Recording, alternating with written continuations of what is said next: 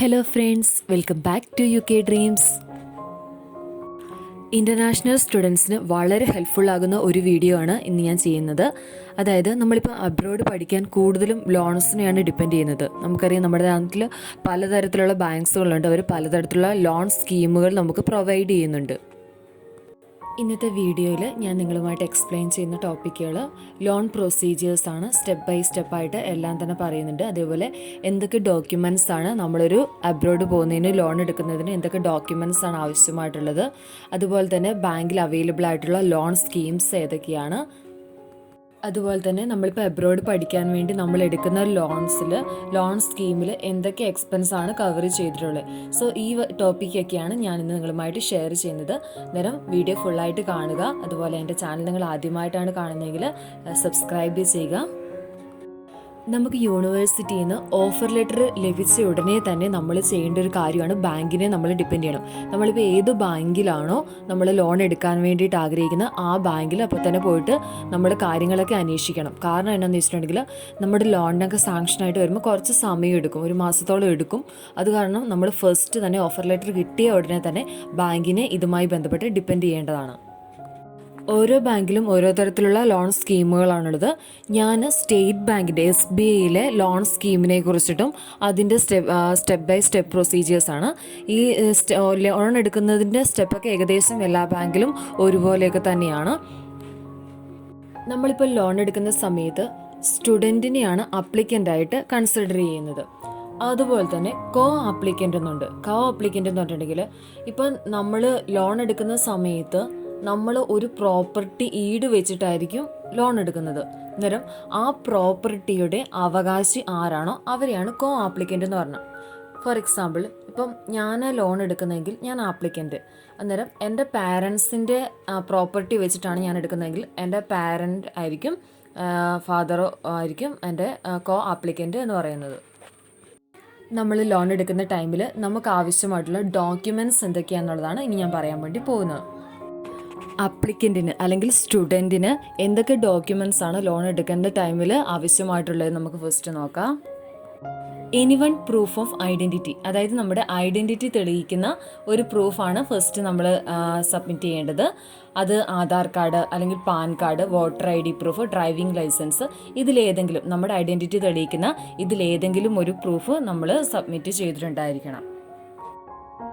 Offer letter, അതായത് നമുക്ക് university issue ചെയ്യുന്ന ഓഫർ ലെറ്റർ ഉണ്ടായിരിക്കും. ആ ഓഫർ ലെറ്ററിൽ എല്ലാ ഡീറ്റെയിൽസും ഉണ്ടായിരിക്കും. കോഴ്സ് ഏതാണെന്നും അതിൻ്റെ ഡ്യൂറേഷന്, ഫീസ്, ഇങ്ങനെയുള്ള എല്ലാ കാര്യങ്ങളും ഉണ്ടായിരിക്കും. അതായത് ഓഫർ ലെറ്ററിൻ്റെ കോപ്പി നമ്മൾ സബ്മിറ്റ് ചെയ്തിട്ടുണ്ടായിരിക്കും. അതുപോലെ 2 പാസ്പോർട്ട് സൈസ് ഫോട്ടോസും വേണം. അപ്ലിക്കൻറ്റിൻ്റെ അല്ലെങ്കിൽ സ്റ്റുഡൻറ്റിൻ്റെ അക്കാദമിക് ഡോക്യുമെൻറ്റ്സ് ആണ് അടുത്തത് വേണ്ടത്.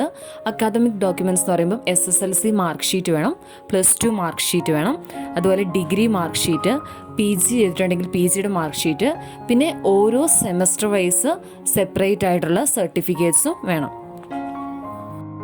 പാസ്പോർട്ടിൻ്റെ കോപ്പിയും നമ്മൾ സബ്മിറ്റ് ചെയ്തിട്ടുണ്ടായിരിക്കണം. പാസ്പോർട്ടിൻ്റെ ഫ്രണ്ട് വശം അതുപോലെ ബാക്ക് വശത്തെയും ഫോട്ടോയുടെ കോപ്പിയും നമ്മൾ ഡോക്യുമെൻ്റായിട്ട് ബാങ്കിന് സബ്മിറ്റ് ചെയ്തിട്ടുണ്ടായിരിക്കണം.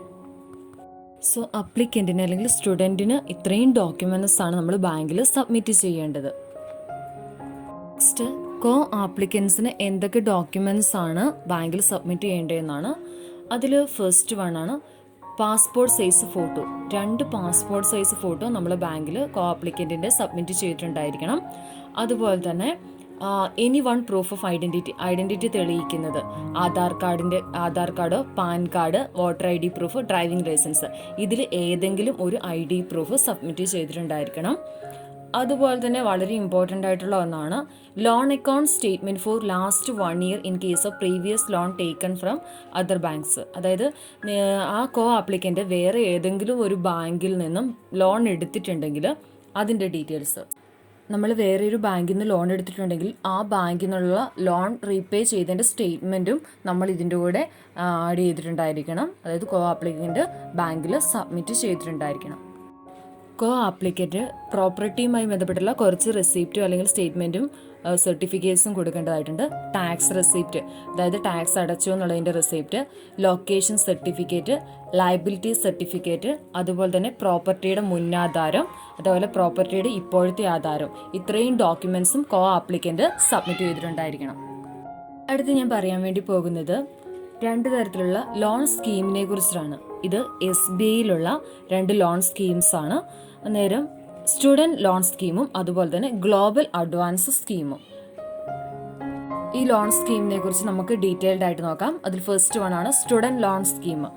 അതായത് ഇന്ത്യൻ നാഷണാലിറ്റി ഉള്ള സ്റ്റുഡൻസിന് SBI നൽകുന്ന ഒരു സ്കീമാണ് സ്റ്റുഡൻറ് ലോൺ സ്കീം എന്ന് പറയുന്നത്. അതുപോലെ തന്നെ സ്റ്റുഡൻസിന് ഇന്ത്യയിലും അതുപോലെ തന്നെ അബ്രോഡും പോയി പഠിക്കാനായിട്ട് ഈ ഒരു സ്കീമിലൂടെ പറ്റും. സ്റ്റുഡൻറ് ലോൺ സ്കീമിൻ്റെ ഒരു പ്രത്യേകത എന്താണെന്ന് ചോദിച്ചിട്ടുണ്ടെങ്കിൽ 20 ലക്ഷം രൂപ വരെ നമുക്ക് ലോണായിട്ട് ലഭിക്കുകയുള്ളൂ. അതായത് അതുപോലെ തന്നെ പ്രോപ്പർട്ടി ഒന്നുമില്ലാതെ 7 ലക്ഷം രൂപ വരെ നമുക്ക് ലോണായിട്ട് കിട്ടും. 7.5 ലക്ഷത്തിന് മേളിൽ വരുന്ന ലോൺ എമൗണ്ടിന് പ്രോപ്പർട്ടി ആവശ്യമാണ്. അതേപോലെ ഈ ലോണിൻ്റെ ഇൻട്രസ്റ്റ് റേറ്റ് എന്ന് പറയുന്നത് 8.8% ആണ്. അതുപോലെ തന്നെ SBI ബാങ്ക് ഗേൾസിന് കൺസെഷൻസ് നൽകുന്നുണ്ട്. അതാണ് ഇൻട്രസ്റ്റ് റേറ്റിലും അതുപോലെ തന്നെ 0.5% കൺസെഷൻ നൽകുന്നുണ്ട്. അതായത് സ്റ്റുഡൻറ് ലോൺ സ്കീമിൻ്റെ മറ്റൊരു പ്രത്യേകത എന്ന് പറഞ്ഞിട്ടുണ്ടെങ്കിൽ ഇതിന് പ്രോസസ്സിംഗ് ഫീസ് ഒന്നും തന്നെയില്ല.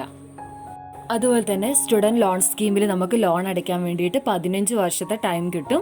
അതുപോലെ ഇതിൻ്റെ മറ്റൊരു അഡ്വാൻറ്റേജ് എന്ന് പറഞ്ഞിട്ടുണ്ടെങ്കിൽ നമ്മുടെ കോഴ്സ് കഴിഞ്ഞിട്ട് 12 മാസം കഴിഞ്ഞ് നമുക്ക് ലോൺ എമൗണ്ട് തിരിച്ചടയ്ക്കാൻ വേണ്ടി തുടങ്ങിയാൽ മതി. ഇത്രയാണ് സ്റ്റുഡൻറ് ലോൺ സ്കീമിനെ കുറിച്ച് നമുക്ക് ബേസിക് ആയിട്ട് പറയാനുള്ളത്. ഇനി അടുത്ത സ്കീം നമുക്ക് നോക്കാം. രണ്ടാമത്തെ സ്കീമാണ് ഗ്ലോബൽ അഡ്വാൻസ് സ്കീം. അബ്രോഡ് പഠിക്കാൻ പോകുന്ന സ്റ്റുഡൻസിനുള്ള മറ്റൊരു സ്കീമാണ് ഗ്ലോബൽ അഡ്വാൻസ് സ്കീം എന്ന് പറയുന്നത്. സ്റ്റുഡൻറ് ലോൺ സ്കീം എന്ന് പറയുമ്പോൾ 20 ലക്ഷത്തിന് അത്രയും നമുക്ക് എമൗണ്ട് കിട്ടുള്ളായിരുന്നു, ലോൺ എമൗണ്ട് കിട്ടുള്ളൂ. എന്നാൽ 20 lakh എബോവ് സ്റ്റുഡൻസിന് ലോൺ കിട്ടുന്ന ഒരു സ്കീമാണിത്. അതായത് ഗ്ലോബൽ അഡ്വാൻസ് സ്കീമിൽ ലോൺ കിട്ടുന്ന മാക്സിമം എമൗണ്ട് എന്ന് പറഞ്ഞെങ്കിൽ 1.5 crore ആണ്. അതായത് 1.5 കോടി വരെ നമുക്ക് ലോണായിട്ട് കിട്ടും. നമുക്ക് 1.5 crore ഒക്കെ ലോണായിട്ട് കിട്ടണമെങ്കിൽ നമുക്ക് അതിനനുസരിച്ചുള്ള പ്രോപ്പർട്ടി സെക്യൂരിറ്റി ആയിട്ട് ഉണ്ടായിരിക്കണം. ഗ്ലോബൽ അഡ്വാൻസ് സ്കീമിൻ്റെ ഇൻട്രസ്റ്റ് റേറ്റ് എന്ന് പറയുന്നത് 8.8% ആണ്. ഗേൾസിന് ഈ ഒരു സ്കീമിൽ കൺസെഷൻ ഉണ്ട്, അത് 0.5% ആണ്. അതുപോലെ തന്നെ ഗ്ലോബൽ അഡ്വാൻസ് സ്കീമിന് പ്രോസസ്സിംഗ് ഫീസ് ഉണ്ട്, അതെന്ന് പറഞ്ഞാൽ 10,000 പ്ലസ് GST ആണ്. നമ്മുടെ കോഴ്സ് കഴിഞ്ഞിട്ട് 6 മാസം കഴിഞ്ഞതിന് ശേഷം നമ്മൾ ലോൺ തിരിച്ചടയ്ക്കാൻ വേണ്ടിയിട്ട് തുടങ്ങണം. സോ ഇത്രയുമാണ് ഗ്ലോബൽ അഡ്വാൻസ് സ്കീമിനെ കുറിച്ച് പറയാനുള്ളത്. നമ്മുടെ ഓഫർ ലെറ്റർ കിട്ടിയ ഉടനെ തന്നെ നമ്മൾ ബാങ്കിൽ പോയിട്ട് ഡീറ്റെയിൽസ് ഒക്കെ അന്വേഷിച്ചിട്ടുണ്ടായിരിക്കണം. ഫസ്റ്റ് നമ്മളിന്ന് ബാങ്ക് മാനേജറെ കണ്ടിട്ട് നമ്മുടെ ഓഫർ ലെറ്റർ കൊടുക്കുക.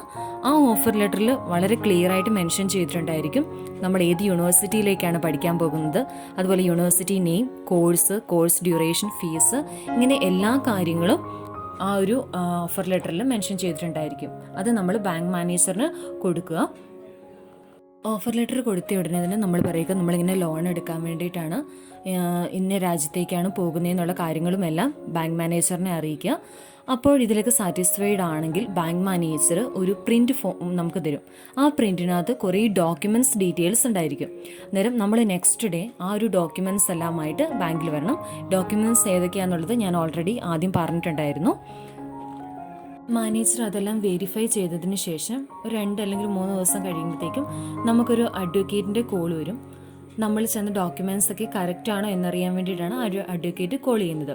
ഇപ്പം അയാൾ സാറ്റിസ്ഫൈഡ് ആയിട്ടുണ്ടെങ്കിൽ നമ്മളോട് മുദ്രപത്രം വാങ്ങിക്കാൻ വേണ്ടിയിട്ട് പറയും.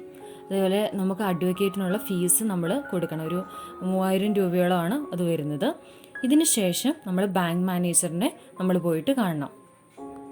അതുപോലെ തന്നെ ബാങ്ക് ഒരു എഞ്ചിനീയറെ നമ്മളുടെ വീട്ടിലേക്ക്, അല്ലെങ്കിൽ നമ്മൾ ഏത് പ്രോപ്പർട്ടിയുടെ ബേസിലാണോ നമ്മൾ ലോൺ എടുത്തേക്കുന്ന ആ പ്രോപ്പർട്ടി വാല്യൂ ചെയ്യുന്നതിന് വേണ്ടിയിട്ട് വരും. പ്രോപ്പർട്ടിയുടെ വാല്യൂ മെഷർ ചെയ്യുന്നതിന് വേണ്ടിയിട്ടാണ് എഞ്ചിനീയർ വരുന്നത്. അവരത് നോക്കി ഒരു വിലയൊക്കെ ഇട്ടിട്ട് പോകും. അത് നമ്മളെ കാണിക്കുമൊന്നുമില്ല.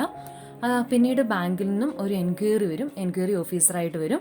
അവർ കുറച്ച് ചോദ്യങ്ങളൊക്കെ നമ്മളോട് ചോദിക്കും. നമ്മൾ ഏത് യൂണിവേഴ്സിറ്റിയിലാണ്, കോഴ്സ് ഏതാണ്, കോഴ്സ് ഡ്യൂറേഷൻ ഏതാണ്, ഫീസ് എത്രയാണ്, ഇങ്ങനെയുള്ള കുറച്ച് കാര്യങ്ങളായിരിക്കും അവർ നമ്മളോട് ചോദിക്കുന്നത്. ഇവർ ചോദിക്കുന്നത് എന്തിനാണെന്ന് വെച്ചിട്ടുണ്ടെങ്കിൽ നമ്മൾ ജെന്യുവൻ ആണോ, സ്റ്റുഡൻ്റായിട്ട് ജെന്യുവൻ റീസണിന് വേണ്ടിയിട്ട് തന്നെയാണോ നമ്മൾ ലോൺ എടുക്കുന്നതെന്ന് അറിയുന്നതിന് വേണ്ടിയിട്ടാണ് ബാങ്കിൽ നിന്നും എൻക്വയറി ഓഫീസർ എന്ന് നമ്മളോട് ചോദ്യങ്ങളൊക്കെ ചോദിക്കുന്നത്. ഈ കാര്യങ്ങളിലെല്ലാം സാറ്റിസ്ഫൈഡ് ആണെങ്കിൽ പിന്നീട് 1 മാസം സമയമെടുക്കും. 1 മന്തിന് ശേഷം ബാങ്കിൽ നമ്മളെ കോൾ ചെയ്യും. നമ്മുടെ ലോൺ സാങ്ഷൻ ആയിട്ടുണ്ട് എന്ന് പറഞ്ഞിട്ടായിരിക്കും അവർ നമ്മളെ കോൾ ചെയ്യുന്നത്. അങ്ങനെ കോൾ ചെയ്ത് കഴിഞ്ഞിട്ട് അവർ ഇന്ന ഡേറ്റിൽ നമ്മളോട് ബാങ്കിലേക്ക് വരാൻ വേണ്ടിയിട്ട് പറയും. അന്നേരം നമ്മൾ ആപ്ലിക്കൻറ്റും അതുപോലെ കോ ആപ്ലിക്കൻറ്റും കൂടെ ബാങ്കിൽ പോകണം. അന്നേരം ഒത്തിരി സ്ഥലത്ത് സൈൻ ചെയ്യേണ്ടതൊക്കെ ആയിട്ടുണ്ട്. അങ്ങനെ ബാങ്കിൽ നിന്നും നമുക്ക് ലോൺ സാങ്ഷനായി കിട്ടി നമ്മുടെ സൈനൊക്കെ ഇട്ട് കഴിയുമ്പം അവർ നമുക്കൊരു പ്രിൻറ്റ് ഫോം തരും. ആ പ്രിൻറ്റ് ഫോം നമ്മൾ സൂക്ഷിച്ച് വെച്ചിട്ടുണ്ടായിരിക്കണം. അതായത് ഫ്യൂച്ചറിലേക്ക് നമ്മൾ ലോൺ റീപേ ചെയ്യുന്ന ടൈമിലും എല്ലാം ഈ ഒരു പ്രിൻറ്റ് ഫോം നമുക്ക് ആവശ്യമാണ്. സോ അവർ തരുന്ന ഫോംസൊക്കെ നമ്മൾ സൂക്ഷിച്ച് വെച്ചിട്ടുണ്ടായിരിക്കണം. അതുപോലെ തന്നെ ചിലപ്പോൾ ബാങ്ക് പറയും അവരുടെ ചില ഇൻഷുറൻസ് സ്കീമുകൾ എടുക്കാൻ പറയും. അതായത് ആരാണ് ആപ്ലിക്കൻറ്റിൻ്റെ മേലിൽ ഒരു ഇൻഷുറൻസ് സ്കീം ഉണ്ടായിരിക്കും. അതുപോലെ ആ പ്രോപ്പർട്ടിയുടെ മേലിൽ ഇൻഷുറൻസ് സ്കീം എടുക്കാൻ പറയും. അതൊക്കെ നമ്മൾ എടുക്കേണ്ടതായിട്ടും വരും. സോ ഇത്രയുമാണ് അബ്രോഡ് പഠിക്കാൻ പോകുന്ന സ്റ്റുഡൻറ്റ് ലോണിൻ്റെ പ്രൊസീജിയേഴ്സ് എന്ന് പറയുന്നത്. SBIയുടെ സ്റ്റുഡൻറ്റ് ലോൺ സ്കീമിൽ ഏതൊക്കെ എക്സ്പെൻസസ് ആണ് കവർ ചെയ്യുന്നത് എന്നുള്ളതാണ് നെക്സ്റ്റ് പറയാൻ വേണ്ടി പോകുന്നത്. First university fees for examination, travel expenses, passage money for studies abroad, നമുക്ക് വരുന്ന എയർ ടിക്കറ്റ്, എയർ ഫീസൊക്കെയാണ്. അതുപോലെ തന്നെ books, equipment, uniforms fees, any other expenses compulsory to conclude the course. നമുക്ക് കോഴ്സ് കൺക്ലൂഡ് ചെയ്യുന്നതിന് വേണ്ടിയിട്ട് വേറെ ഏതൊക്കെ എക്സ്പെൻസ് വരുന്നുണ്ടെങ്കിൽ അതും ഈ ഒരു ലോൺ എമൗണ്ടിൽ ഇൻക്ലൂഡഡ് ആണ്. ഇത്രയുമാണ് ഞാൻ നിങ്ങളുമായിട്ട് ഷെയർ ചെയ്യാനായിട്ട് ആഗ്രഹിച്ചത്. ഈ വീഡിയോ നിങ്ങൾക്ക് എന്തായാലും ഉപകാരപ്പെടുന്നു ഞാൻ കരുതുന്നു. അന്നേരം ഈ വീഡിയോ ഇഷ്ടപ്പെട്ടെങ്കിൽ നിങ്ങൾ ലൈക്ക് ചെയ്യുക. അതുപോലെ തന്നെ ചാനൽ ഇതുവരെ സബ്സ്ക്രൈബ് ചെയ്തിട്ടില്ലെങ്കിൽ സബ്സ്ക്രൈബ് ചെയ്യുക. Thanks for watching my video. Thank you all.